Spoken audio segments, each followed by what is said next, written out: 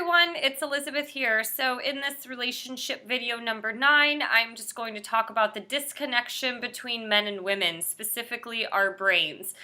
If you've ever dated or you're married or you've been married or you have friends from the opposite gender, you know that there is a very big disconnection between men and women. It's almost actually laughable nowadays because we know and understand this so much that there is this disconnect, but we don't seem to still understand each other. So hopefully this video will share some thoughts where we can start to help to understand the genders a little bit better, which comes through the means of communication. So the reality is there's masculine and feminine energies within each and every person. So every woman is going to have some form of masculine traits or energy within her, and every masculine man is going to have some form of feminine energy or feminine features about him. So for example, I see a lot of this with more water sign men like Cancers and Pisces specifically, and yes, Scorpios. Like, they're more tapped into emotion and sensitivity more so than other signs like Aries, or excuse me, like fire and air signs. And so it's interesting because it's like every human being is very, very different. And I do use or understand the zodiac in the terms of understanding how each person operates, because there are some generic terms.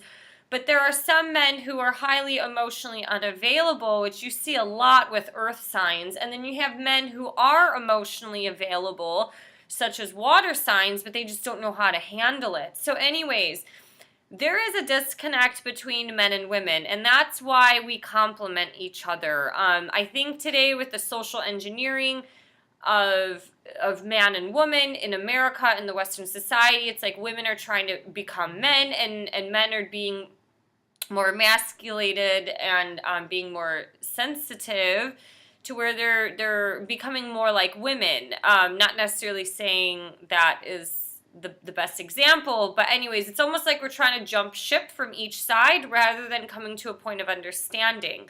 There's always been a disconnect, and there always will be. People need to understand that men and women have been biologically ingrained in our DNA for thousands and thousands of years. There is a reason why men are on the front line in war and in the armies. It's because they can detach and cut from their emotions super fast and pull the trigger, and women can't do that. We would probably sit there and second guess or freak out or something like that. And so, you know, obviously today there are definitely women who serve in the army, and they can pull the trigger like a guy, I guess to say, but the reality is there is a disconnect, and this is real.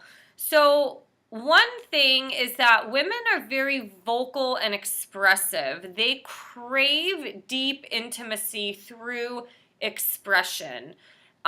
Men generally communicate a lot more love through action. So men generally do more things, and women generally express it more. And there's generally this disconnect, especially with the lack of communication that happens today, especially with the cell phone culture, where women are reaching out to men, or maybe, you know, they send them a message and they're getting like a, you know, the woman's getting like a thumbs up or like a cool, kind of those one-word answers like, you know, hey, Evan, how was your day? Great. It's like, okay, you know, give us a little context here so we can keep the ball rolling in conversation. And that's really difficult because, one, we shouldn't understand or base a lot of deep, intimate conversations via text message. It should be used for more practical purposes to set up meetings with one another. But the point is, a lot of guys are just really horrible at communication, and it doesn't necessarily reflect who they are in person, especially when it happens on over the phone through text. Women crave that vocal intimacy, and the thing is, a lot of times it's just not being well received. And so men need to understand this. They do have to do some form of communication. A lot of men are great at communicating at work, but they're horrible at communicating to their partner or spouse or, a prospective love interest.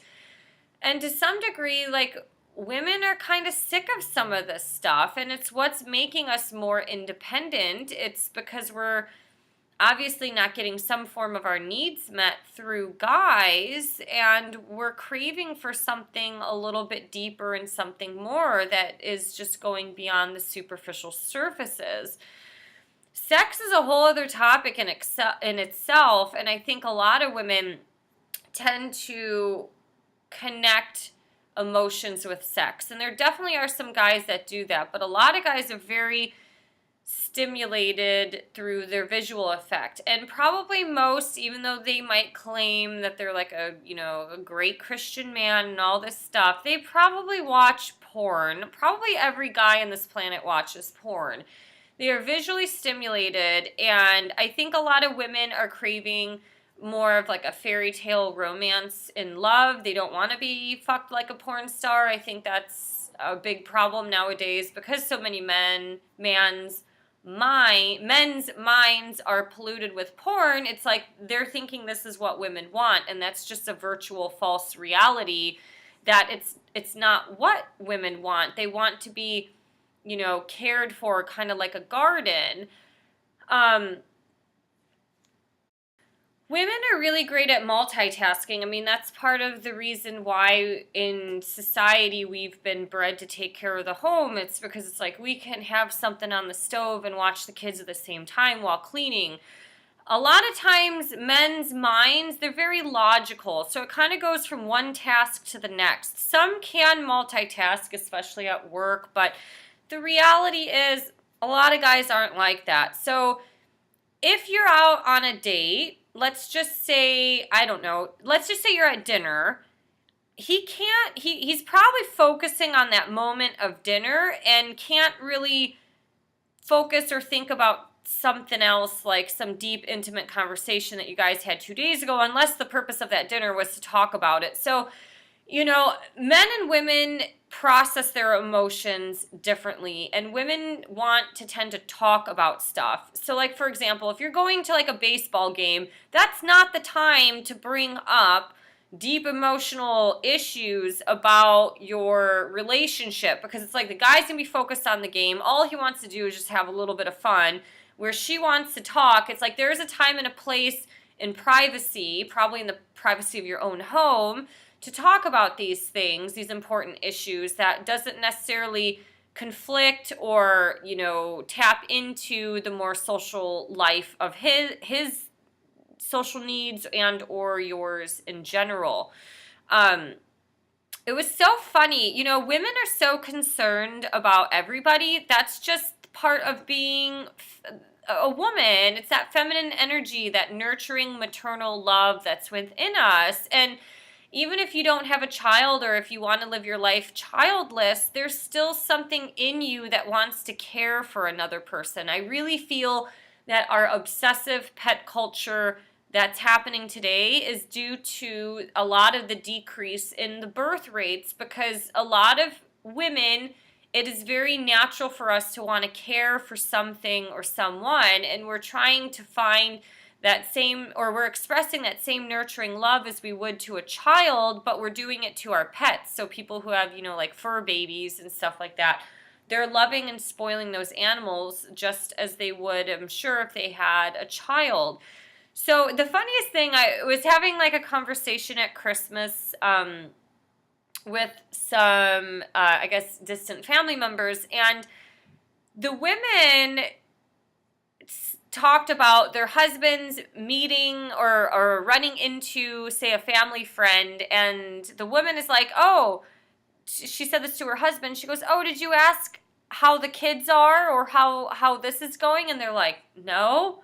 He's like, I was just talking to him in the moment. Like, women's brains are tapped to be concerned and to worry about other things, or just to understand more about the person or what's going on in their lives. And that's where the task thing at hand happens. I think guys, like, the guys didn't ask about the kids and the husband or the wife and all that stuff, it's probably because they were just in the moment, and it's, you know, it's like balls, boys, tires, like anything circular in motion, I'm sure they're talking about. So, you know, it's kind of funny because with this rise in independence in women, women are really sick of a lot of stuff. Like, we're taught to be very patient, nurturing, and caring because a lot of guys tend to be attracted to that, especially if they're a masculine man who is traditional. A traditional masculine man is going to be more attracted to a traditional feminine woman as compared to somebody who's nonconformist. Now, these things can happen, but generally there's a balance in energy, and that's just coming from my thoughts on spiritual relationships, or from thoughts of spiritual theory, understanding the balance of energy, the energy in versus the energy out. And I think that's very common in the dating world. A woman is really patient, nurturing, and caring, and her grace just continuously gets flushed down the toilet. She's getting kind of sick of it. And plus, we're living in a society where we can't depend on men like we used to. You know, we're not getting married off like we were in the Victorian era to some guy with a big dowry and a lot of money. It's just like, you know, we have to be independent ourselves. And men like independent women, but independent women also scare men. Especially some of like the higher up VPs, like that type of hardcore drive in the work relationship. I've talked to so many men, even work career-orientated men who have done very, very well. Sometimes that really power-driven, hungry female scares them off, and that's a lot because those women are tapping more into the masculine energy traits, and they're more attracted to the more kind of soft-hearted feminine traits. I think this is really natural, but a lot of women are just getting really sick of it. Like, you know, it's like, what else do you guys want? You know, back in the day, it's like a guy would meet a cute, pretty girl and they'd have a nice conversation and it kind of blossomed and bloomed from there, and it's not really like that today. It's like, you know, dating is like going down the soda pop aisle. So many men have a lot of money that they're dating so many different types of women, which is a good thing to understand what you want, but at some point it gets too much to where you can't figure out what exactly you want, because one person might not be as stimulating as dating like 7 and things like that. And yeah, I don't know. There's a huge disconnect between men and women, specifically with their brains. I mean, men have been ingrained in their DNA to be the hunters and the gatherers, and the women have been kind of the, you know, the species that has kept the village and the family put together. And there is a reason why. I mean, we've been bred this way, but it's also how we're wired in our brain. I think no matter where you go, even if the guy is like some spiritual, really open-minded, conscious man, he's still a man, and he is going to have a hard time processing his emotions when that time comes.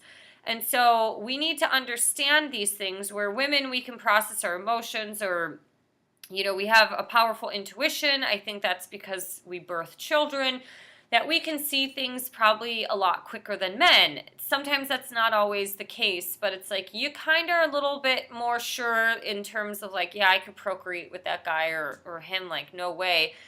And we're more sure of things, and men sometimes need a little space and backing up. And it's why I do also believe in things like the zodiac, because there are certain zodiac signs that need a little bit more space than others, and I just don't think that's abnormal. It's just something that is ingrained in our blueprint of not only our astrological chart and our DNA, but just as who we are as individuals.